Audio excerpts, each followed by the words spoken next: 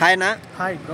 ఇప్పుడు ట్రెండింగ్గా ఏపీలో మన రఘురామరాజు అనే వ్యక్తిది ట్రెండింగ్ అవుతుంది. దాని మీద మీ ఏమనుకుంటారు అన్న? Raghuramaraju alias triple are.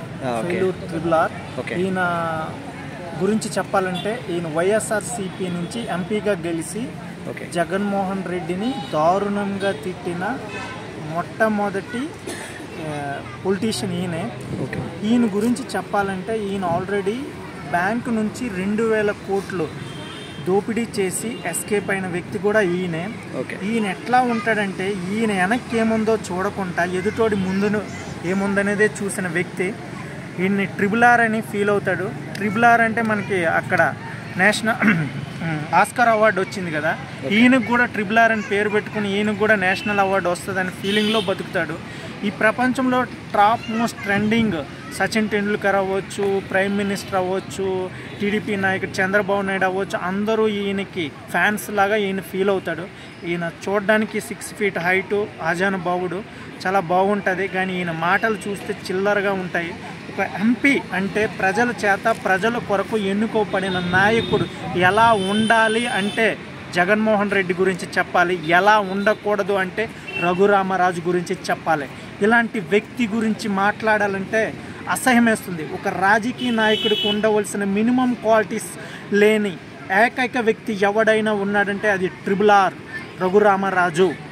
ఎందుకు చెప్తున్నానంటే ఒక గవర్నమెంట్ నుంచి నెలకి 5 to 10 lakhs శాలరీ తీసుకొని ఏసీ రూముల్లో పడుకొని ఒక టీవీ పెట్టుకొని పరిపాలన విధానాన్ని గురించి ఫూలిష్గా మాట్లాడి పరిపాలించే వ్యక్తుల గురించి అవమానించి వాళ్ళని తిట్టి వాళ్ళ పార్టీలో గెలిచి వాళ్ళనే తిట్టి, అంటే దీనికి ఎగ్జాంపుల్ తల్లి పాలు తాగి రొమ్ము గుద్దిన ఒక యదవ ఎవడైనా ఉన్నాడంటే అది ట్రిబుల్ ఆర్.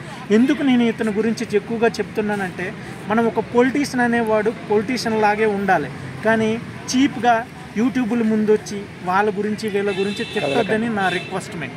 కదలకండి. ఓకే, ఈయన పెద్ద కుటుంబంలో రాజుల కుటుంబంలో జన్మించి సింపుల్గా ఒక చిల్లరగాడిలా బిహేవ్ చేశాడు అన్న.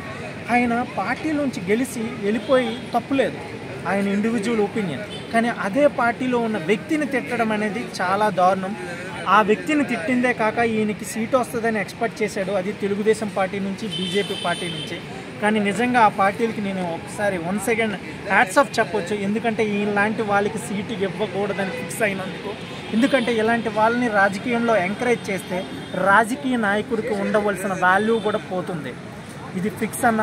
ఎందుకంటే రఘురామరాజు లాంటి వ్యక్తులు దొంగలు. ఎందుకంటే మన సొమ్ముని, బ్యాంకు సొమ్ముని 2000 కోట్లు తీసుకుపోయి ఢిల్లీలో ఎంజాయ్ చేస్తూ ఫారిన్లో ఫ్లైట్లో తిరుగుతూ సొల్లు కబుర్లు మొబైల్ నుంచి నన్నెవడు పీకలేడు, నన్నేం చేయలేడని. ఇప్పుడు నాకు ఒక request, central government, ED and CBI ఈయన మీద మళ్ళా ఇన్వెస్టిగేషన్ చేసి ఈయన మళ్ళా జైల్లో పెట్టాలని నేను కోరుకుంటున్నాను. ఇలాంటి నాయకుల్ని సపోర్ట్ చేయకూడదని నా ఫీలింగ్. Thank you. ఓకే.